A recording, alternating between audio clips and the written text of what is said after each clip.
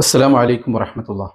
പ്രിയപ്പെട്ടവരെ, സമസ്ത കേരള ജംഇയ്യത്തുൽ ഉലമയുടെ 100-ാം വാർഷികം ആഘോഷത്തിലേക്ക് കാലെടുത്ത് വെക്കുമ്പോൾ സമസ്തയുടെ തന്നെ ബഹുജന വിഭാഗമായ കേരള മുസ്ലിം ജമാഅത്തിന്റെ പദ്ധതി പ്രഖ്യാപനമാണ് ഇന്ന് ചൊവ്വ കോഴിക്കോട് കടപ്പുറത്ത് നടക്കുന്നത്. 10 വർഷം മുമ്പ് കേരള മുസ്ലിം ജമാഅത്ത് രൂപീകരിച്ചപ്പോൾ വലിയ കോലാഹലങ്ങളായിരുന്നു നമ്മുടെ നാട്ടിലുണ്ടായിരുന്നത്.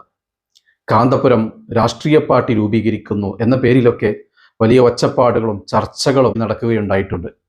ദിവസങ്ങളോളം ചാനൽ ചർച്ച തന്നെ ആ ഒരു വിഷയത്തിലായിരുന്നു. എന്നാൽ അഹ്ലുസുന്നത്ത് വൽ ജമാഅത്തിൽ അടിയുറച്ചു വിശ്വസിക്കുന്ന ഒരു മുസൽമാനെ എങ്ങനെയാണ് ഇന്നത്തെ നെറികേടിന്റെ കക്ഷി രാഷ്ട്രീയത്തിൽ അണിചേരാൻ സാധിക്കുക? രാഷ്ട്രീയമെന്ന പേരിൽ കാട്ടിക്കൂട്ടുന്ന നെറികേടുകൾക്ക് ഭാഗമാകാൻ എങ്ങനെയാണ് ഒരു സുന്നത്ത് ജമാഅത്തിന്റെ പ്രവർത്തകരെ സാധിക്കുക? ഒരിക്കലും കഴിയില്ല.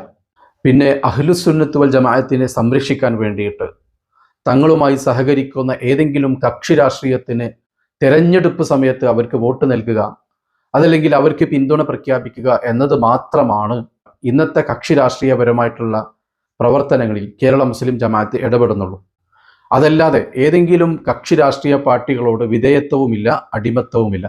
തങ്ങൾ പിന്തുണക്കുന്ന പാർട്ടികളുടെ ഭാഗത്തു നിന്ന് എന്തെങ്കിലും പോരായ്മകളോ നെറികേടുകളോ സംഭവിച്ചാൽ അതിനെ ശക്തമായിട്ട് പ്രതിരോധിക്കാനും അത് ചൂണ്ടിക്കാണിക്കാനും കേരള മുസ്ലിം ജമാഅത്ത് മുന്നിൽ നിന്നിട്ടുണ്ട്.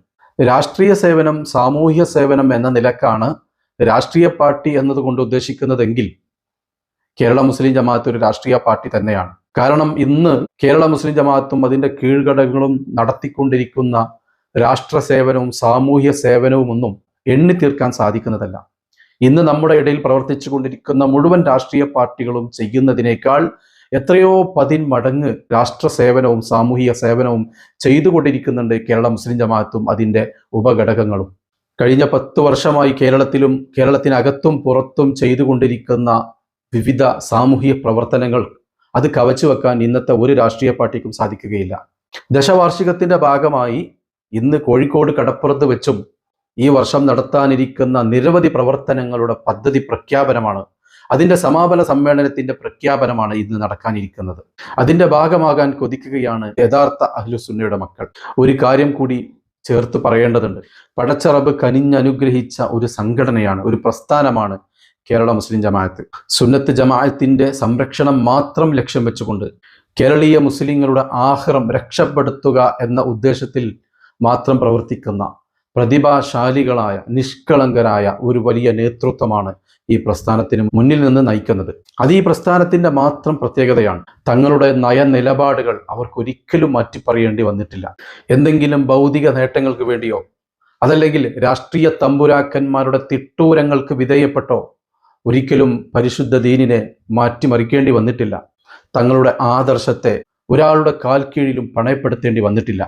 ആഖിറം രക്ഷപ്പെടണമെന്ന് ചിന്തിക്കുന്ന ഏതൊരു മുസ്ലിമിനും 100% വിശ്വാസത്തോടെ ഈ പ്രസ്ഥാനത്തിൽ അണിചേരാൻ സാധിക്കും. വിശ്വസിച്ച് കൂടെ നിൽക്കാം. ഒരിക്കലും ഈ നേതൃത്വം നമ്മെ വഞ്ചിക്കില്ല എന്ന 100% ഉറപ്പാണ് ഈ പ്രസ്ഥാനത്തിന്റെ അണികൾക്ക്. അവസാനമായി ഒന്നുകൂടെ പറയട്ടെ, ഇപ്പോൾ ഇതാ മറ്റൊരു സൗഭാഗ്യം കൂടെ പടച്ച റബ്ബ് ഈ പ്രസ്ഥാനത്തിന് കനിഞ്ഞനുഗ്രഹിച്ചിട്ടുണ്ട്. എന്താണത്? അടുത്ത വർഷം സമസ്ത കേരള ജംഇയ്യത്തുൽ ഉലമ 100-ാം വാർഷികം ആഘോഷിക്കുമ്പോൾ തൊട്ടു മുമ്പുള്ള വർഷം ബഹുജന സംഘടനയായ കേരള മുസ്ലിം ജമാഅത്തിന് ദശവാർഷികം ആഘോഷിക്കാൻ അവസരം ലഭിക്കുന്നു. അതിൻ്റെ നേരെ തൊട്ടു മുമ്പുള്ള വർഷം, കഴിഞ്ഞ വർഷം സുന്നി യുവജന സംഘത്തിന് പ്ലാറ്റിനം ജൂബിലി ആഘോഷിക്കാൻ അവസരം കിട്ടുന്നു. അതിൻ്റെയും തൊട്ടു മുമ്പുള്ള വർഷം സുന്നി സ്റ്റുഡൻസ് ഫെഡറേഷൻ SSFന് ഗോൾഡൻ ജൂബിലി ആഘോഷിക്കാൻ അവസരം ലഭിക്കുന്നു. ഇതൊക്കെ യാദൃശ്ചികമായി സംഭവിച്ചതാണ്. അങ്ങനെ നോക്കുമ്പോൾ സമസ്ത 100-ാം വാർഷികത്തോടനുബന്ധിച്ച് 3 വർഷം തുടർച്ചയായി ആഘോഷിക്കാനാണ് ഇവിടെ അവസരം ലഭിച്ചിരിക്കുന്നത്. ഇതൊക്കെ എങ്ങനെയാണ് തുടർച്ചയായ വർഷങ്ങളിൽ ആഘോഷിക്കാൻ അവസരം ലഭിച്ചത്? ആർക്കും ലഭിക്കാത്ത റബ്ബിന്റെ തൗഫീഖാണ് സമസ്ത കേരള ജംഇയ്യത്തുൽ ഉലമയ്ക്ക് ഇവിടെ ലഭിച്ചിട്ടുള്ളത്. ആദ്യം വിദ്യാർത്ഥികൾ ആഘോഷിക്കുന്നു, അതിനുശേഷം യുവജന വിഭാഗം ആഘോഷിക്കുന്നു, അതിനുശേഷം മുതിർന്ന പൗരന്മാർ ആഘോഷിക്കുന്നു, അവസാനം എല്ലാത്തിനും നേതൃത്വം കൊടുക്കുന്ന പണ്ഡിത സഭയുടെ ആഘോഷം നടക്കുന്നു. ഇതെല്ലാം കൃത്യമായ ഓർഡറോടുകൂടി എങ്ങനെയാണ് അവസരം ലഭിച്ചതെന്ന് നമ്മളെല്ലാവരും ചിന്തിക്കേണ്ട കാര്യം തന്നെയാണ്. 50 വർഷങ്ങൾക്ക് മുമ്പ് SSF രൂപീകരിക്കുമ്പോൾ, 70 വർഷങ്ങൾക്ക് മുമ്പ് SYS രൂപീകരിക്കുമ്പോൾ ഈ ഒരു പ്ലാനിംഗ് ഒന്നും അന്നവർ ഓർത്തിട്ടുണ്ടാവില്ല എന്നുള്ളത് വസ്തുതയല്ലേ? 10 വർഷം മുമ്പ് കേരള മുസ്ലിം ജമാഅത്ത് രൂപീകരിക്കുമ്പോൾ പോലും ഈ ഒരു പ്ലാനിങ് അവർക്കുണ്ടാവില്ല എന്നുള്ളത് ഏറെക്കുറെ ഉറപ്പാണ്. പക്ഷേ ഇതെല്ലാം ഒത്തുവന്നു എന്നുള്ളത് റബ്ബിൻ്റെ തൗഫീഖ് അല്ലാതെ മറ്റെന്താണ്? അതല്ലെങ്കിൽ ഈ ഒരു ക്രമം തെറ്റേണ്ടതല്ലേ? ആദ്യം SSFന് എങ്ങനെ ആഘോഷിക്കാൻ അവസരം കിട്ടി? SSFന് ആഘോഷിക്കാനുള്ള അവസരം 2ാം വർഷത്തിലോ 3ാം വർഷത്തിലോ കിട്ടാതെ ആദ്യ വർഷം തന്നെ കിട്ടിയില്ലേ? ഇനിയല്ല, സമസ്തയുടെ 100ാം വാർഷികത്തോടനുബന്ധിച്ച് മറ്റ് ഘടകങ്ങളായ മുസ്ലിം ജമാഅത്തോ SYSO SSFനെയൊക്കെ കൃത്യമായ ആ ദശവാർഷികമോ ഗോൾഡൻ ജൂബിലിയോ പ്ലാറ്റിനം ജൂബിലിയോ എങ്ങനെ ലഭിച്ചു? ഒരു വർഷം അങ്ങോട്ടോ ഇങ്ങോട്ടോ നിന്നില്ലല്ലോ. കൃത്യമായി ആ വർഷം കണക്കായി വന്നിരിക്കുന്നു. ഇത് റബ്ബിൻ്റെ തൗഫീഖ് അല്ലാതെ മറ്റെന്താണ്? ചിന്തിക്കുന്ന ആളുകൾക്ക് ഇതിലൊക്കെയും വലിയ ദൃഷ്ടാന്തങ്ങളുണ്ട്.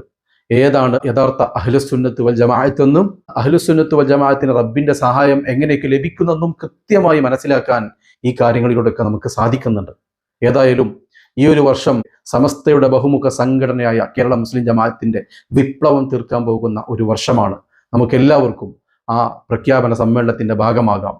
ഈ പരിശുദ്ധ ദീനിന് ആത്മാർത്ഥമായി സേവനം ചെയ്യാൻ, അഹ്ലുസുന്നത്ത് വൽ ജമാഅത്തിന്റെ സംരക്ഷണത്തിന് ആത്മാർത്ഥമായി പ്രവർത്തിക്കാൻ നമുക്ക് കിട്ടിയ അവസരം നമ്മൾ നഷ്ടപ്പെടുത്താൻ പാടില്ല. ഇത്തരം നല്ല ദൃഷ്ടാന്തങ്ങൾ പടച്ച റബ്ബ് നമുക്ക് കാണിച്ചു തരുമ്പോൾ മുഖം തിരിഞ്ഞു നിൽക്കുന്നത് ഒരു യഥാർത്ഥ മുസ്ലിമിന് യോജിച്ചതല്ല എന്ന് മാത്രം പറഞ്ഞുകൊണ്ട് ഞാൻ അവസാനിപ്പിക്കുന്നു. അസ്സലാമു അലൈക്കും വറഹ്മത്തുള്ളാഹി.